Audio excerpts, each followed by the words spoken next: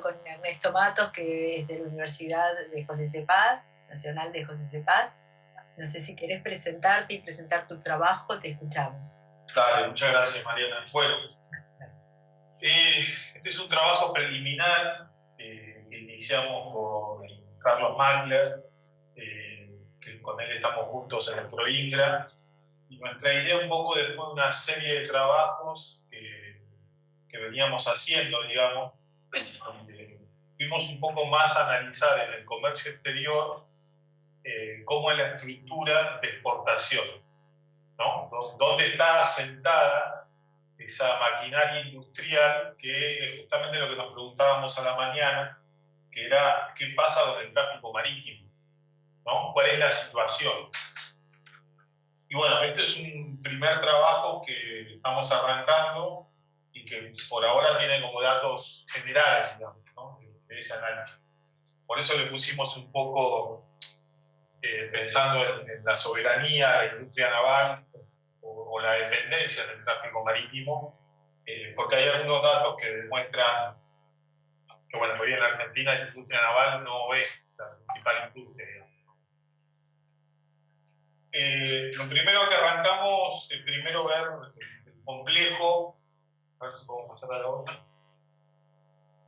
El complejo, los sectores, los complejos exportadores desde 1992 hasta 2019.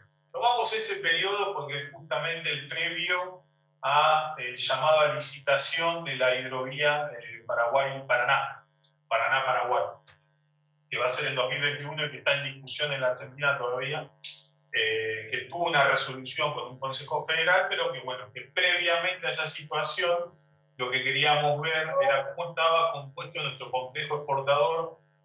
Hay que tener en cuenta algo, en 2018 se suma Malí y Bolivícola, en líneas generales, y cambia el complejo bovino, ¿sí?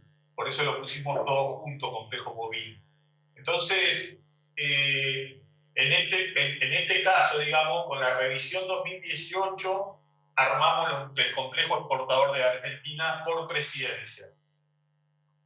Podríamos decir que del sector oleaginoso en 2012-2015 fue el periodo más alto de exportación del sector oleaginoso, ¿no? En línea general, de 2000 a 2015 y 2019 es como el periodo de mayor generación de dólares de la Argentina. Y acá hay un detalle, porque cuando un poco se planteaba a la mañana la idea de tener un concepto teórico, y me parece que eso es clave. El concepto teórico que nosotros utilizamos generalmente tiene que ver con los economistas, que podríamos ubicar en el estructuralismo, pero que hacen hincapié en la historia de la Argentina en términos de análisis sobre la producción. ¿Qué quiere decir esto? Nuestro foco tiene que estar puesto en la producción principal del país. Nosotros históricamente, a principios del siglo XIX y siglo XX, fuimos exportadores de ganadería, ¿no? Puigdró lo definía muy claro cuando decía la vaquería, el saladero y el frigorífico. En eso se sintetiza la historia argentina. Después del frigorífico se va a complementar con el cerealero o el oleaginoso, digamos, ¿no? Pero siempre en esa producción primaria, ¿no? Entonces, sobre esa producción primaria hay que ver las clases sociales que están alrededor, porque son las que organizan cómo se comercializa esa mercancía, ¿no? Bueno, y el trabajo que nosotros hicimos con Magler, primero arranca con un recorrido de la historia del pensamiento económico centralizado en la historia de los puertos, ¿no? ¿Quiénes discutían los puertos? Bueno, uno era Adam Smith, cuando hablaba de la expansión del mercado y de que eso era posible si vos tenías los ríos y que eso era mucho más barato que utilizar el transporte terrestre. ¿Quién más habla sobre esto? Labardén, en el siglo también, al principio estamos hablando de la Revolución de Mayo, y Labardén hace sus primeros escritos sobre economía política en la época en la que están Mariano Moreno, Belgrano, y él hace sus primeros escritos dando el ejemplo del puerto de Cádiz, ¿no? Como el puerto de Cádiz, que había sido el monopolio del intercambio comercial, lo que había hecho con ese monopolio de un solo puerto es generar costos altos para la incipiente industria española. Bueno, lo mismo sucedió de alguna manera acá, porque bueno, teníamos un solo puerto y esa fue la discusión del siglo XIX. Entonces, de ahí, bueno, pasamos también a ver, bueno, los clásicos, ¿no? Ortiz, Lázaro, bueno, sumamos a alguien que por ahí no es tan clásico, pero que nos adentra un poco más en la idea del río Paraná, que es William Cook, que lo ve desde el análisis de la geopolítica, digamos, ¿no? ¿Qué implica la cuenca del Plata? No me quiero olvidar tampoco de Sarmiento, digamos. Sarmiento en el Facundo, en ese famoso Civilización o Barbarie, habla del poco desaprovechamiento que tenemos de los ríos. Bueno, le echa la culpa a los españoles, ¿no? Dice, bueno, los españoles no han sido agraciados con el instinto de la navegación. Es muy cómico cómo lo plantea, digamos, ¿no? Y como que empieza a poner, digamos, en alta estima a los holandeses, digamos, las personas de la zona norte. Entonces, eso es como para el marco histórico de los puertos en Argentina, porque el eje cambió. Este complejo exportador a partir de los 90 ya no va a ser el puerto de Buenos Aires. Y ahí está un poco también cómo el eje pasa de Buenos Aires a Rosario, ¿no? Puerto San Lorenzo. Pero yo les decía que esto tiene un contenido histórico y teórico, porque hay un autor que es Diamant, Eduardo Jorge. Prebisch también podríamos tomarlo, porque Prebisch está discutiendo si seguimos tomando las nociones clásicas de intercambio comercial, ¿no? La división clásica de cómo se divide el trabajo a nivel mundial, o empezamos a elaborar nuestra propia teoría. Bueno, nuestra propia teoría, yo la denomino un poco la de Cuenca del Plata, digamos, ¿no? Porque no hay no podríamos hacer una separación, sino que es un pensamiento que reúne, digamos, las características de los países de la región. Entra a plantear que un sector exportador agropecuario lo hace porque tiene muy buenos precios internacionales y genera divisas. Y un sector industrial que trata de exportar, pero no genera todas las divisas que precisa el sector industrial. Entonces acá empiezan a tensionarse los sectores que más divisas generan en el país. ¿Y podemos pasar a la otra? Esto es lo que Prebisch llama restricción externa, también llama restricción interna. ¿Y qué es? Cada sector económico de la Argentina, exportación menos importación, ¿no? Entonces yo tengo que ver acá cuántos dólares genera cada sector económico. Como todos sabemos, la industria automotriz desde el 2003 a 2019 se llevó todos los dólares, siempre, ¿no? Siempre fue rojo. Pero no es el único sector. Si vemos ahí, tenemos también transporte, comunicación, construcción. Si vamos más abajo, tenemos maquinaria y equipos, comercio. Como en cada periodo presidencial siempre consumieron, ¿no?, cantidades de dólares porque no lograban compensar con lo que exportaban. ¿Y quién aportaba entonces estos dólares? Bueno, el primer sector que aporta dólares para compensar todos estos déficits sectoriales, cereales y oleaginosas, que es donde está el trigo, la soja, el maíz y los derivados de cada uno de estos productos. Pero hay un segundo sector, y eso es lo que nos aporta Eduardo Jorge en su libro de Concentración Económica e Industria, que es el sector alimentos y bebidas. Ese es el sector tradicional de la Argentina, ¿no? El tomate, puré de tomate, oliva, aceite de oliva, girasol, aceite de girasol, ¿no? Que hoy vimos el dato de inflación, dio 83% de alimentos, también habrá dado alto histórico, digamos. Este sector de alimentos y bebidas es el segundo sector que más dólares genera en la Argentina. Entonces, ¿dónde está planteada la disputa del modelo económico argentino con su estructura productiva, podríamos decir en los términos de llamas, desequilibrada, en que alimentos y bebidas y cereales oleaginosas y actividades primarias siguen siendo los principales, digamos, generadores de divisas, digamos, ¿no? Cualquier política industrial debería apuntar a sumar a otros sectores a dar números más positivos, digamos, ¿no? Pero eso por ahora no ocurrió y ese es un punto de desafío. Entonces, en ese contexto de los cereales y oleaginosas que exportamos, los alimentos que exportamos, queríamos saber quién los exporta. Pasamos acá. Y acá caemos en la triste realidad. Esto es datos de la base, Fundación para el Desarrollo de Políticas y Estrategias de Transporte y la Producción para el Tercer Milenio. En el año 1961 llegábamos a tener más de 200 buques y después del proceso de convertibilidad tenemos 17.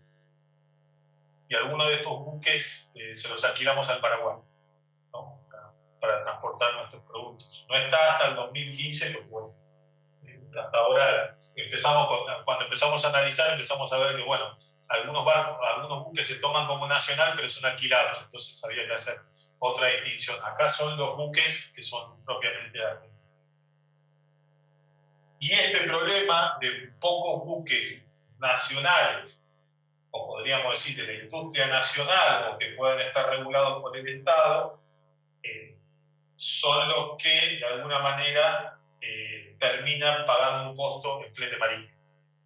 Y la pregunta ahí es, bueno, ¿cuánto significa de todo lo que gasta la Argentina en dólares que genera el sector oleaginoso, que genera alimentos, para generar y conformar eso que algunos llaman el modelo exportador?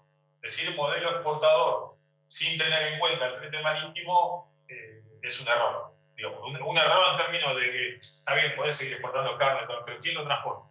Porque ahí tienes un gasto adicional. Y eso es lo que tratamos de analizar un poco en este trabajo. Pasamos al siguiente. Y para eso, no vamos al otro y después vamos a volver a ese. Y para eso, lo primero que hicimos fue decir, bueno, esto es como lo planteaba Prebisch, un poco, siempre desde la óptica de la balanza de pago. Tomamos la balanza de pago, vimos los bienes, cuánto exportamos, vimos los servicios y vimos el saldo comercial de los bienes y servicios. Y lo que notamos es que tanto en los 90 como a partir del 2013 o por lo menos 2008, los servicios empiezan a ser un gasto muy importante. Y obviamente empiezan a transformar, a partir del 2013 empiezan a ver ustedes que hay como un saldo negativo, digamos, ¿no? en el saldo comercial que tiene la Argentina. Todo obviamente también producto de este peso de exportar productos que se pagan muy caros. Seguimos al anterior, vamos. Como ven, servicios era todo rojo, vamos, la anterior fue mil. Un paso más adelante, un paso más.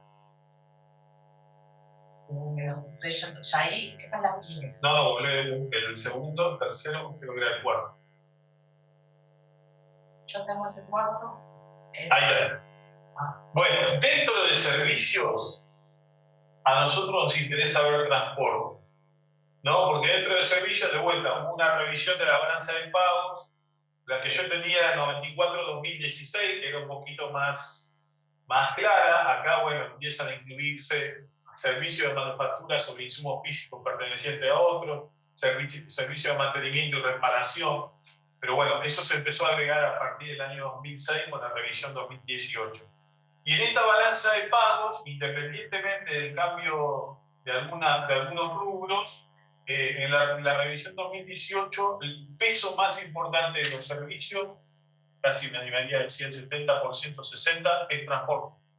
Después entran viajes, podríamos decir las personas que van de viaje en turismo, que también es otra discusión, pero el principal, drenaje y divisa de los servicios se da en los transportes. Y ahora vamos a ver en qué parte de los transportes. Entonces, ¿no más? Bueno, y acá logramos construir dentro del transporte los fletes marítimos, digamos, ¿no? Es el saldo, y ahí están los ingresos y egresos, ¿no? ¿Cuánto nos ingresa a nosotros por los fletes marítimos? Como ven, siempre es deficitario.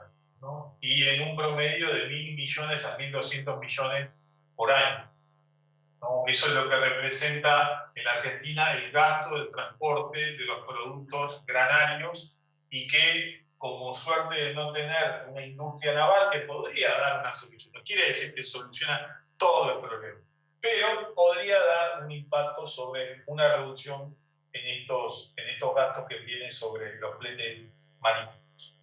Vamos al otro. Y como les decía, como cambió el eje Buenos Aires a Rosario, acá tenemos el total de exportaciones de cereales y oleaginosa, por dónde sale. Todos sabemos que la exportación de la Argentina, el 60% es a granel, entonces más o menos acá está concentrado ese 60%. El 50% de los últimos 1993 y 2019 es San Lorenzo, San Martín, ¿no? Lo que sería la zona de Rosario. El otro puerto es Rosario, y en tercer lugar podríamos ubicar a Bahía Blanca y Necochea, ¿no? Ese sería el eje oriente, Rosario, San Lorenzo, Bahía Blanca, Quequén, digamos, ¿no? El puerto de Necochea. Los demás puertos son marginales. Estos son los puertos igual que están por el Paraná. Después tenemos los puertos patagónicos, pero no era parte de nuestro objeto, porque de ahí se exportan otros productos. Seguimos por la... Bueno, y todo esto venía a relación de que, como nosotros estamos exportando alimentos,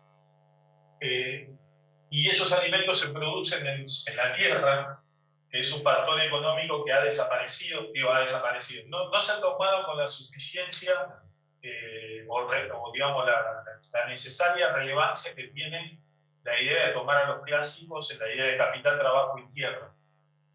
La tierra deja de ser una discusión en muchos de nuestros análisis, digamos, a la hora de pensar las cadenas productivas, los sectores productivos. Y acá este es un informe de la FAO que sacó cuáles son las tierras negras en el mundo. O sea, las tierras con mayor fertilidad, o que tienen, como dice acá, los suelos negros son la clave para la seguridad alimentaria y la economía global. En 2010, el 66% de la producción de semilla de girasol y el 30% del trigo y el 26% de la papa se obtuvieron de suelos negros. Los suelos negros son primordiales para la mitigación y adaptación al cambio climático. Solo en Europa los suelos negros contribuyen a la mitad del potencial de secuestro de carbón del suelo de la región. Bueno, hace una serie de consideraciones. Cuando vamos a ver cómo está eso distribuido en el mundo, los más agraciados estamos ahí en Sudamérica, un poco Colombia, Venezuela, Argentina, Uruguay, un poquito Brasil en la zona sur, digamos, ¿no? Creo que a Rocha, creo que fue que dijo que en la zona de la Amazonia solamente el 5% de soja se trae, lo cual tiene sentido, digamos, que esté más ubicado en el sur la producción de soja de Brasil. Pero si vamos al mundo, vemos que Rusia es el principal país con tierras negras en el mundo.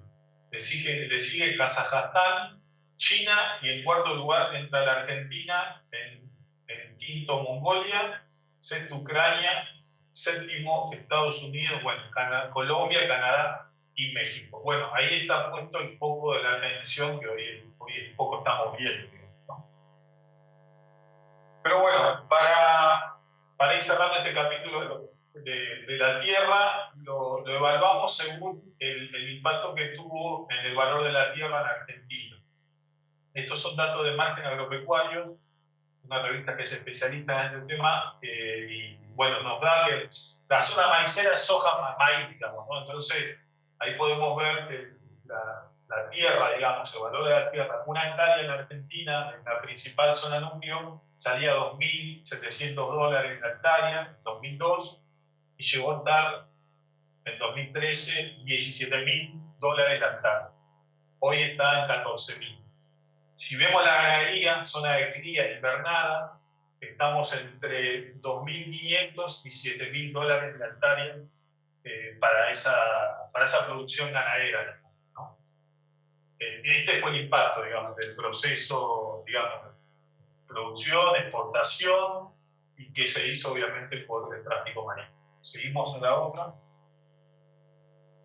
No queríamos dejar de mostrar la relevancia entonces de esa cuenca, de ese Paraná, digamos, ¿no? Desde, bueno, hasta dónde llega, del Paraguay también a Bolivia, y de cómo está distribuido y el potencial que tiene la hidrovía, es el 85% del comercio, en este caso, según el Ministerio de Agricultura, y como está ubicada, digamos, tiene una facilidad para ir al puerto de Santos, para ir al puerto de Buenos Aires, Montevideo, y también, obviamente, de Rosario. Y esto es un poco más la infraestructura de cómo están los distintos puertos, más o menos alineados, y cada una de las rutas, y en algunos casos los tramos ferroviarios, que permite sacar exportación para un lado o para otro. Esta es la relevancia que tiene el Paraná, y por eso la necesidad de discutir en la hidrovía si no debería ser un modelo, como lo estaban planteando en Brasil, ¿no? Si yo financio la hidrovía, dame una silla, ¿no? Dame una silla. Bueno, el Consejo Federal me parece que está intentando un poco tomar eso, la idea de sumar a todas las provincias que están en este río Paraná por esta relevancia. Pasamos a la otra.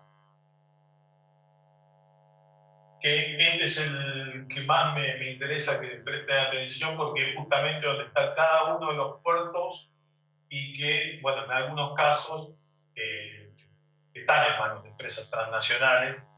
Habría que hacer, digo, por eso este es un primer trabajo, para después ver la capacidad de cada puerto, la nacionalidad, y obviamente no alcanza con ver quiénes son los principales exportadores. Ahí habría que ver qué tipo de acopio, qué tipo de tonelaje, digamos, cuánto pueden mantener el almacenaje. Seguimos a... Bueno, estos son los tipos de barcos que transitan. Imagínense que hoy los Handy y los Supramax serían los que pueden transitar en Paraná. Después los Panamax están más en Bahía Blanca, digamos, ¿no? Que a veces hacen toda la vuelta y van por Tierra del Fuego. Pero hoy ya hay post-Panamax, o sea, que tienen más pie, digamos, de profundidad, de calado. Y eso es un desafío, digamos, ¿no? Porque hay que hacer una inversión sobre el Paraná y para que otro tipo de barco con otro calado pudiera ingresar. Pero bueno, ahí también es un tema pendiente que se está discutiendo en términos de qué se va a hacer, si pasa a manos del Estado, si el Estado se va a encargar, si lo va a hacer mixto, cómo lo va a hacer. Pasamos a la otra. Bueno, y acá empezamos a recopilar quiénes son los acopiadores, consignatarios, digamos, en este esquema, porque en una primera instancia los acopiadores y consignatarios, digamos, que tienen plantas de almacenaje, ustedes van a ver que están centrados en cooperativas y pequeños productores, digamos, ¿no? Después están lo que está en el puerto. O sea, hay como una estructura que hay que empezar a estudiar para ver cómo es que funciona. Esto está tomado del registro que tiene el Ministerio de Agricultura, digamos, ¿no? Puede ser que falte plantas, quiero decir, pero por lo menos acá está registrado que plantas de acopio que son consignatarias también hay 2.151. Y para ver en los puertos, tomamos este último dato de 2019 y vemos que justamente el puerto de Santa Fe, San Lorenzo, o sea, está el corazón de la exportación, si sumamos Timbúes, si sumamos Rosario, tiene una capacidad de almacenaje de casi 8 millones de toneladas de grano, digamos, ¿no? A ver, el puerto de Rosario, o este polo, hasta el año pasado, por los datos que había disponibles, después de Nueva Orleans, es el segundo puerto más importante del mundo en toneladas.